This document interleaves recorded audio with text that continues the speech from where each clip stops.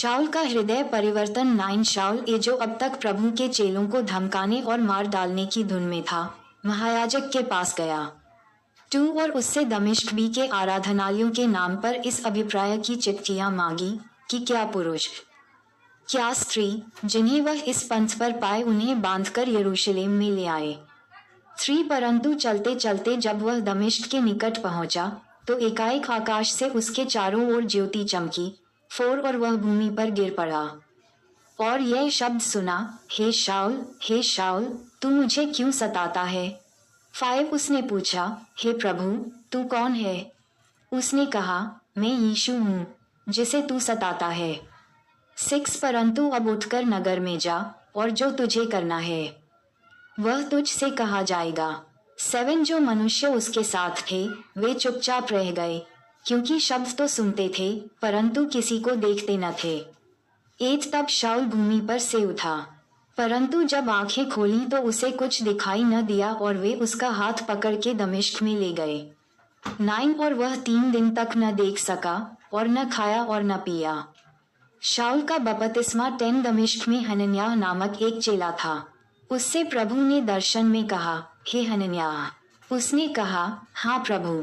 11 तब प्रभु ने उससे कहा, उठकर उस गली में जा जो सीधी कहलाती है और यहूदा के घर में शाऊल नामक एक तरसूस वासी को पूछ ले, क्योंकि वह प्रार्थना कर रहा है। 12 और उसने हनन्याह नामक एक पुरुष को भीतर आते और अपने ऊपर हाथ रखते देखा है ताकि फिर से दृष्टि पाए। 13 हनन्याह ने उत्तर दिया, हे प्रभु, मैंने इस मनुष्य के विषय में बहुतों से सुना है कि इसने यरूशलेम में तेरे पवित्र लोगों के साथ बड़ी बड़ी बुराइयां की हैं। 14 और यहाँ भी इसको प्रधान याजकों की ओर से अधिकार मिला है कि जो लोग तेरा नाम लेते हैं उन सब को बांध ले। 15 परंतु प्रभु ने उससे कहा, तू चला जा, क्योंकि यह तो अन्य जातियों और राजाओं और इस्राएलियों के सामने मेरा नाम प्रकट करने के लिए मेरा चुना हुआ पात्र है। 16 और मैं उसे बताऊंगा कि मेरे नाम के लिए उसे कैसा कैसा दुख उठाना पड़ेगा। 17 तब हनन्याह उठकर उस घर में गया और उस पर अपना हाथ रखकर कहा, हे भाई शाऊल, प्रभु अर्थात यीशु जो उस रास्ते में जिससे तू आया तुझे दिखाई दिया था उसी ने मुझे भेजा है कि तू फिर दृष्टि पाए और पवित्र आत्मा से परिपूर्ण हो जाए। 18 और तुरंत उसकी आंखों से छिलके से गिरे और वह देखने लगा और उठकर बपतिस्मा लिया। 19 फिर भोजन करके बल पाया। वह कई दिन उन चेलों के साथ रहा जो दमिश्क में थे। शाऊल द्वारा यीशु मसीह का प्रचार 20 और वह तुरंत आराधनालयों में यीशु का प्रचार करने लगा कि वह परमेश्वर का पुत्र है।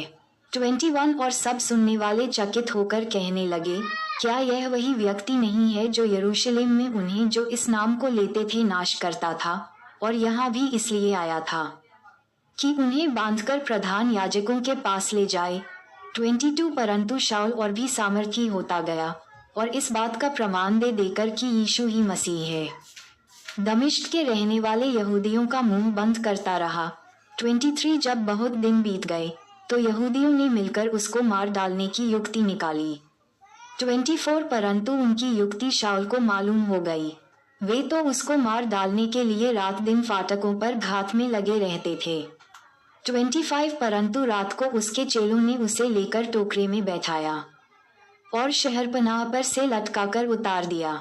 यरूशलेम में शाऊल 26 यरूशलेम में पहुंचकर उसने चेलों के साथ मिल जाने का उपाय किया परंतु सब उससे डरते थे क्योंकि उनको विश्वास न होता था कि वह भी चेला है।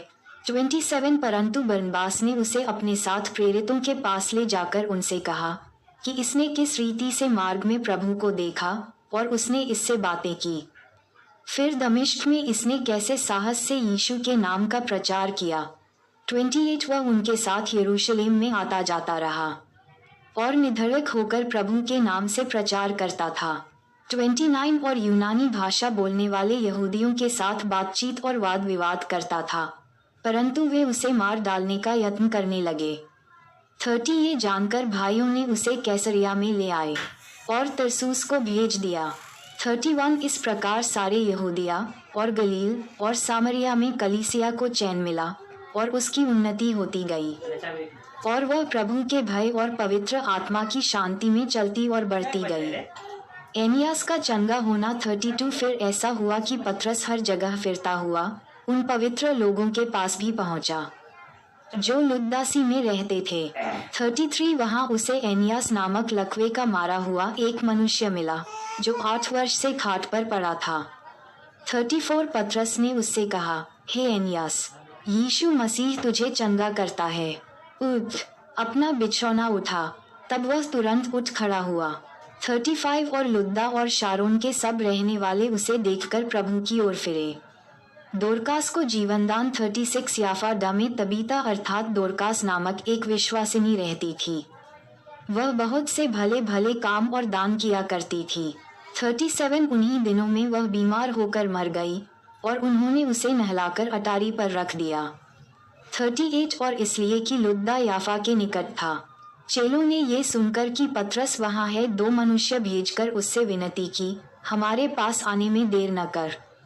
39 तब पतरस उठकर उनके साथ हो लिया और जब पहुंच गया तो वे उसे उस अटारी पर ले गए और सब विधवाएं रोती हुई उसके पास आ खड़ी हुई और जो कुर्ते और कपड़े दोरकास ने उनके साथ रहते हुए बनाए थे दिखाने लगीं। 40 तब पतरस ने सबको बाहर कर दिया और घुटने टेककर प्रार्थना की और शव की ओर देखकर कहा, हे तबीता, उठ। तब उसने अपनी आंखें खोल दी और पतरस को देखकर उठ बैठी। 41 उसने हाथ देकर उसे उठाया और पवित्र लोगों और विधवाओं को बुलाकर उसे जीवित और जागृत दिखा दिया। 42 ये बात सारे याफा में फैल गई और बहुतों ने प्रभु पर विश्वास किया।